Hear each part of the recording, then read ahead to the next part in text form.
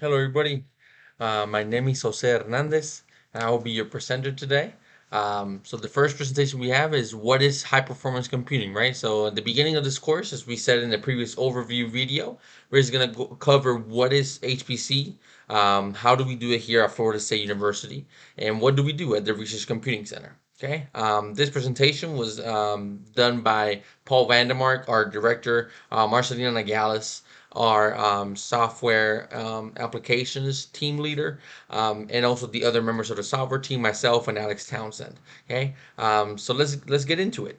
Okay, first thing, the agenda for this little presentation is going to be, first of all, what is the Research Computing Center? What do we do? What do we offer? What is high performance computing in terms of like theoretically understanding what can it offer you, right? And the last part is how can you use it, right? And then we'll spend the rest of this course talking about the practical applications and also the technical requirements that you will need to utilize HPC for your own research. Okay, so first thing, what is the FSU Research Computing Center? We are a unit of FSU ITS, the Information Technology Services Department. Before that, in 2013, we were a division of the Scientific Computing Department, which is still now the Scientific Computing Department, right? And we host and administer the main supercomputing resource at Florida State University, which is the high performance computing system. Right? If you haven't been, we're down in Innovation Park, and you should definitely visit. And we have all our servers and all our systems over there. Even though we work at the Dirac Science Library basement. Right? That's where we have our offices for consultations and other things that we'll talk about later.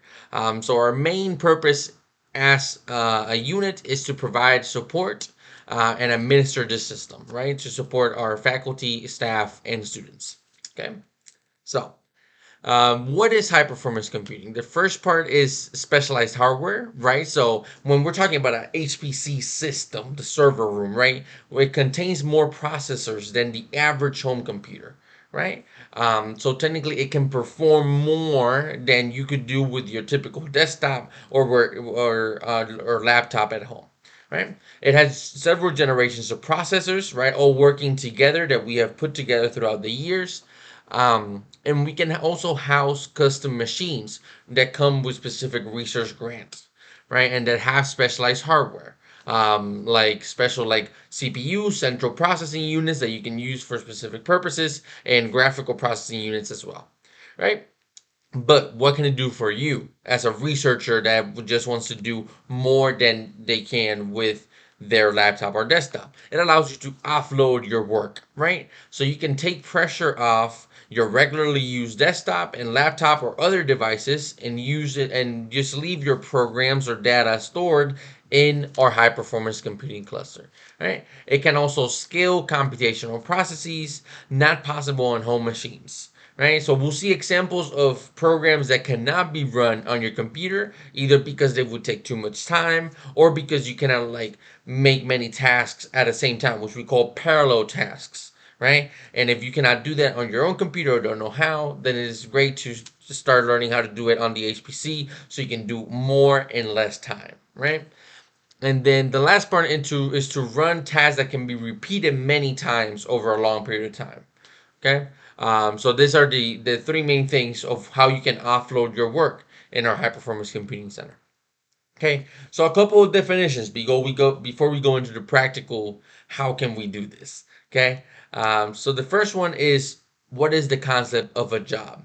A job submission is what we call when you put in your data with your program and you send it into our servers, right? And you get back your output, right? So the same way you would run a program on your own computer or you would use a system on your own computer, you can do it on the HPC by submitting what we call a job, okay? And this can take many different forms, from Python programs, R, using graphical user tools such as OpenRefine and other MATLAB, and other tools as well, right? So here we have all these programs with the data input that you're collecting, and it will return to you your job output. Okay.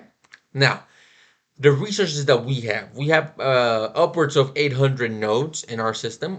Think of a node like a traditional computer. right? So let's say we have 800 computers stacked. It's a bit more nuanced than that, but each node has several processors, the way your computer has several processors as well, and it has multiple cores inside it, right? Processing units, the cores underneath the processing units, right? It has also the memory and the network to be able to transfer your input and output data in and out, and to be able to store it in the node. Okay, so that's the basics of our computing resources that we can use. And then each time you're submitting a job, you decide how many cores you want to utilize in the processing of your jobs. And we'll get into how to select those and how much to use at a later date. Now, how does it work, right? High performance computing is great, but it is a limited resource here at Florida State University and across the world, right? So it is a shared resource for all FSU researchers, which is why we have what we call a job scheduler, right? Let's say everybody submits a job. Well, that's a lot of jobs, right? So we need to be able to decide and direct where do we put these jobs. So we utilize all the resources. As I told you, we have more than 800 nodes in our cluster so that they can all be used at the same time, right? And not overwrite the data from one program into another. So for that, we have the Slurm job scheduler. And this directs jobs where they need to be, and it allocates resources in terms of memory and cores to that specific job so that the cluster doesn't freeze up, okay? Now, Slurm has what we call accounts, and this is not a user account, right? You have your own personal account on our system. What we call Slurm accounts, it's like lines at a grocery store, right? Let's say a grocery store has like 15 lines. Each line is a Slurm account, right? And it has access to very specific nodes. And you can submit your job to any one of these lines, just like you can stand at any line in the grocery store, right? But we give you access to specific ones depending which researcher you're working with, or if you're working in a specific department or within a specific grant. So this determines which Slurm account you're going to be using, right? And then they process the jobs in that queue, and they return you the thing. They return you your output. Now, other high-performance computing centers also use terms such as Slurm partitions, Slurm queues, or Slurm accounts. So if you're ever reading off-site documentation that is not Florida State specific, you will see that they also use partitions or queues. So just bear that in mind when you're reading future documentation. Now, here's just a very good visual, right? As well, we have Slurm. So I told you that we have multiple lines like at a grocery store. So imagine you have packages instead. Each one of these lines is a Slurm account, right? And we can determine low priority and high priority Slurm accounts, right? So low priority is what we call like general access. Like everybody has access to this Slurm account. So multiple jobs can be submitted at the same time, and it will take a while for those jobs to run.